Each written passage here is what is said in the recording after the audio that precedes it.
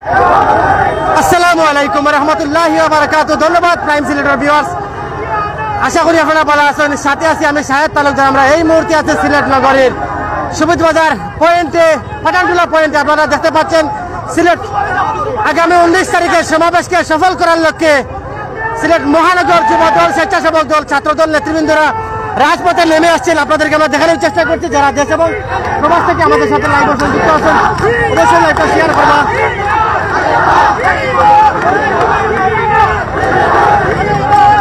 শত শত নেতাকর্মীর উপস্থিতিতে আজকের এই বিশাল মিছিল আপনারা দেখতে পাচ্ছেন। আমাদের সাথে যারা আছেন লাইভে সংযুক্ত, অবশ্যই লাইভটা শেয়ার করবা।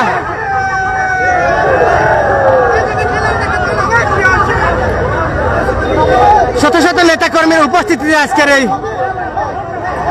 গণমিছিলটি অনুষ্ঠিত হতে যাচ্ছে।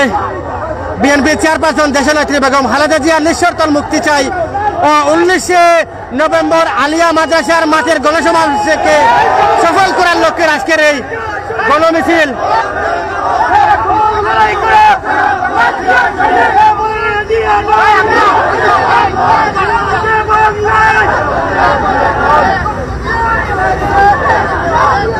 শত শত নেতাকর্মীর উপস্থিতিতে আজকের এই প্রচার মিছিল সিলেটের সুবিধ বাজার পয়েন্টের উদ্দেশ্যে যাত্রা নিয়েছে। আমরা আপনাদেরকে দেখানোর চেষ্টা করছি। দেশ এবং প্রবাস থেকে আমাদের সাথে অনেকেই লাইভে সংযুক্ত আছেন।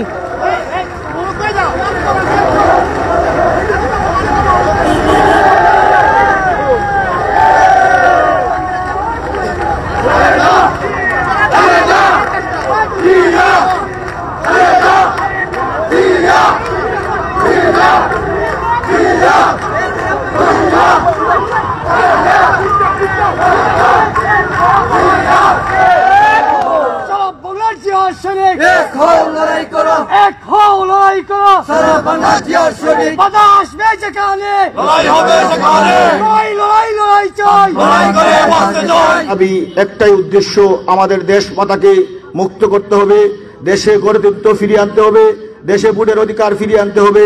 এই লক্ষ্যে আগামী 19 নভেম্বর সিলেট বিভাগে বাংলাদেশের ইতিহাসের সবচেয়ে বড় গণসমাবেশ অনুষ্ঠিত হবে।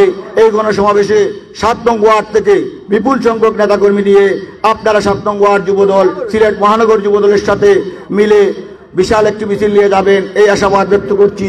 আমি 7 নং ওয়ার্ড যুবদল আহ্বায়ক কমিটিকে ধন্যবাদ জানাচ্ছি। মহানগর যুবদলের সাবেক আহ্বায়ক নজিবুর রহমান নজিব এবং সাবেক সদস্য সচিব, বর্তমান বিপ্লবী সভাপতি শাহনেওয়াজ বক চৌধুরী তারেক আমাদেরকে 7, 8, 9 নং ওয়ার্ড যুবদলের দায়িত্ব দিয়েছিলেন। আমরা গর্ব করে বলতে পারি সিলেট মহানগরের মধ্যে 7, 8, 9 নং ওয়ার্ড যুবদলের যেভাবে উপস্থিতি, অত্র আর কোন ওয়ার্ডের এরকম উপস্থিতি এখন পর্যন্ত দেখা যায়নি। তাই ভবিষ্যতেও আগামী দিনেও যে কর্মসূচি আসবে 7, 8, 9 নং ওয়ার্ড যুবদল আপনারা অতীতের মতো আরো বেশি করে উপস্থিতি দেখিয়ে 7 নং ওয়ার্ড যুবদলকে আরো শক্তিশালী এবং শহীদ জিয়ার আদর্শের একটি লড়াকু গাড়ি হিসেবে পরিণত করবেন, এই আশাবাদ ব্যক্ত করে আমি আমার বক্তব্য শেষ করছি। বাংলাদেশ জিন্দাবাদ, শহীদ রাষ্ট্রপতি জিয়াউর রহমান অমর হোক, দেশ নেত্রী বেগম খালেদা জিয়া জিন্দাবাদ, তারুণ্যের অহংকার দেশ নায়ক তারেক রহমান জিন্দাবাদ, মহানগর যুবদল জিন্দাবাদ জিন্দাবাদ। আজকের এই মত বিনিময় সভায় উপস্থিত সিনিয়র নেতৃবৃন্দ ও আমার প্রাণপ্রিয় জিয়ার সূর্য সৈনিক ভাইয়েরা, বক্তব্যের শুরুতে আপনাদেরকে জানাই রক্তিম শুভেচ্ছা, বিপ্লবী অভিনন্দন।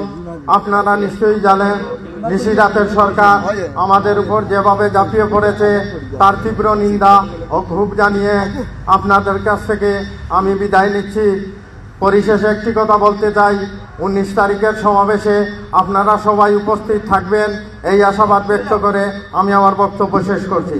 বাংলাদেশ জিন্দাবাদ, বাংলাদেশ জাতীয়তাবাদী যুবদল জিন্দাবাদ, শহীদ জিয়া অমর হোক, দেশনেত্রী বেগম খালেদা জিয়া জিন্দাবাদ, তারুণ্যের অহংকার তারেক রহমান জিন্দাবাদ জিন্দাবাদ।